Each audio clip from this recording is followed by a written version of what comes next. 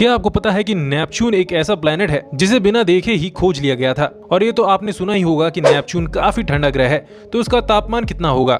0 degree, -50 degree या फिर -100 degree? नहीं, बल्कि इससे भी ज्यादा। और क्या आपको पता है कि सबसे ज्यादा तूफान भी नेपच्यून पर ही आते हैं? वैसे दोस्तों, आपको बता दें कि अंतरिक्ष में कुछ भी स्थिर नहीं है। हमारे सौर मंडल में सूर्य के 8 ग्रह उसके चक्कर लगाते रहते हैं और 8 ग्रहों के उपग्रह अपने अपने ग्रहों की परिक्रमा करते रहते हैं। इस वीडियो में हम आपको नेपच्यून से जुड़े कुछ ऐसे हैरान कर देने वाले फैक्ट्स बताएंगे जो कि आपको बहुत ही ज्यादा अमेजिंग लगने वाले हैं। तो वीडियो को एंड तक जरूर देखिएगा। साथ ही अभी तक आपने वीडियो को लाइक नहीं किया है तो लाइक कर दीजिए और हमारे चैनल को सब्सक्राइब भी कर लीजिए। खैर, हम बात कर रहे थे इसी वरुण ग्रह यानी कि नेपच्यून की, जो कि काफी कुछ अपने सबसे पास वाले ग्रह अरुण यानी कि यूरेनस से मिलता जुलता है। शायद इसीलिए दोनों ग्रहों का नाम भी बिल्कुल जुड़वा भाइयों की तरह रखा गया है। वरुण का नाम समुद्र के देवता के नाम पर रखा गया है। वरुण ग्रह देखने में हरे रंग का या गहरे नीले रंग का नजर आता है, इसीलिए इसे नीला या फिर हरा ग्रह कहा जाता है। आपको बता दें कि वरुण की सूर्य से दूरी लगभग 4.50 अरब किलोमीटर दूर है, यानी कि यह पृथ्वी के मुकाबले सूर्य से लगभग 3 गुना दूर है, जिससे सूर्य की एक परिक्रमा 164.79 सालों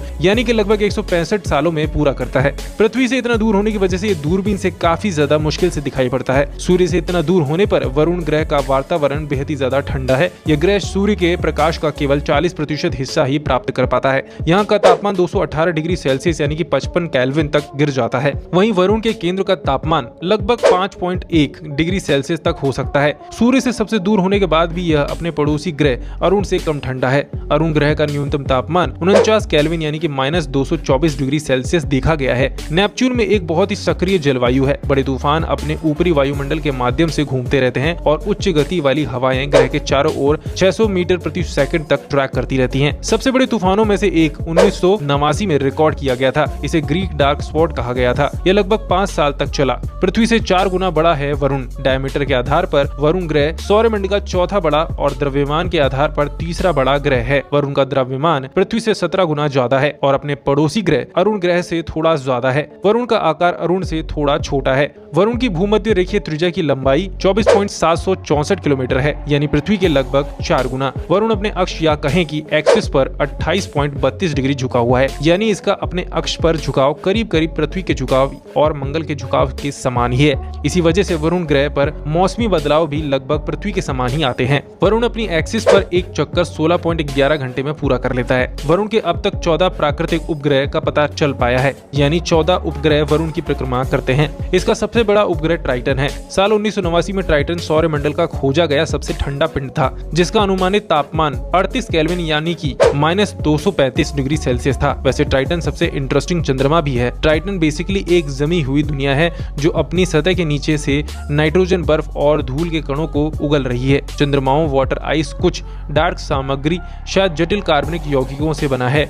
वरुण के 5 नए छोटे उपग्रहों की खोज साल 2004 से 2005 में की गई थी। क्या आपको पता है कि नेपच्यून को बिना देखे ही खोज लिया गया था? जी हाँ दोस्तों, आपने सही सुना। वरुण ऐसा ग्रह है जिसके होने की भविष्यवाणी उसे बिना देखे ही कर ली गई थी, और वो भी गणित के आधार पर। दरअसल एक अध्ययन के दौरान यूरेनस की परिक्रमा में कुछ अजीबोगरीब गड़बड़ी का पता चला। इस गड़बड़ी का एक ही मतलब निकल रहा था कि कोई एक अज्ञात पड़ोसी ग्रह अपनी गुरुत्वाकर्षण शक्ति का असर यूरेनस पर डाल रहा है। काफी अनुमान लगाने के बाद और खोजबीन करने के बाद 23 सितंबर 1846 को पहली बार दूरबीन से वरुण यानी कि नेपच्यून को देखा गया। वरुण की खोज के लिए जाने वाला पहला यान वॉयेजर 2 है।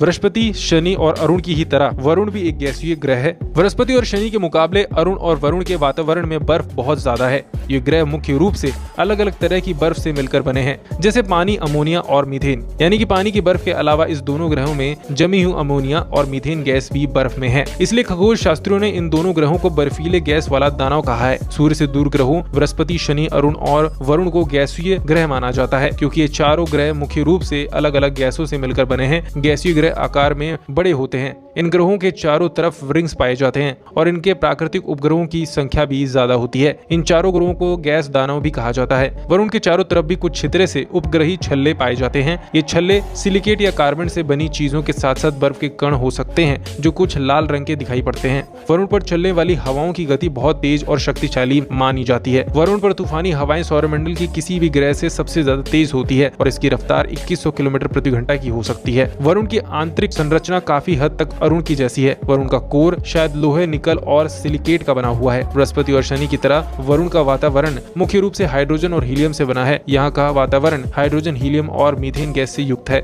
लेकिन साइंटिस्ट ने अब तक की खोज में ये कहा है कि नेपट्टून पर एथेन भी मौजूद है। वरुण के वातावरण में 80% हाइड्रोजन और 19% हीलियम है और कुछ मात्रा में मीथेन भी मौजूद है। वरुण के चारों तरफ ठंडे मीथेन के बादल छाए रहते हैं। वरुण का हल्का नीला रंग उसके ऊपरी वातावरण में मौजूद मीथेन गैस की वजह से है। वरुण ग्रह की कक्षा के पास सूर्य के चारों तरफ बर्फ के छोटे छोटे टुकड़ों से बना एक ग्रह है जो सूर्य की परिक्रमा करता रहता है। यह घेरा मंगल और बृहस्पति के बीच में अरबों की संख्या में पाए जाने वाले छोटे छोटे एस्ट्रॉइड्स या क्षुद्र ग्रहों के घेरे की तरह होता है। आपको मालूम होना चाहिए कि मंगल और बृहस्पति के बीच में अरबों की संख्या में छोटे छोटे एस्ट्रॉइड या फिर क्षुद्र ग्रह मौजूद हैं, जो ग्रहों के साथ ही सूर्य की परिक्रमा करते रहते हैं। ये एस्ट्रॉइड कुछ और नहीं बल्कि पत्थरों और बर्फ के छोटे छोटे टुकड़े होते हैं। वैज्ञानिकों का मानना है कि जब हमारे सौर मंडल का निर्माण हो रहा था तो ग्रह और उपग्रह बन रहे थे, तो उनके बनते समय गैस और धूल के कुछ बादल या फिर टुकड़े बच गए थे। ये बचे हुए टुकड़े ग्रहों के गुरुत्वाकर्षण बल से बंधे हुए हैं और इसीलिए अंतरिक्ष में तैरते हुए ग्रहों के साथ ही सूर्य के चक्कर काटते रहते हैं। इन्हें हम धूमकेतु या फिर पुष्टल तारे भी कहा जाता है, लेकिन असल में ये तारे नहीं बल्कि पत्थर या चट्टानों के टुकड़े हैं। वैसे आप जानते ही होंगे कि 2006 से पहले हमारे सौरमंडल में ग्रहों की संख्या 9 थी,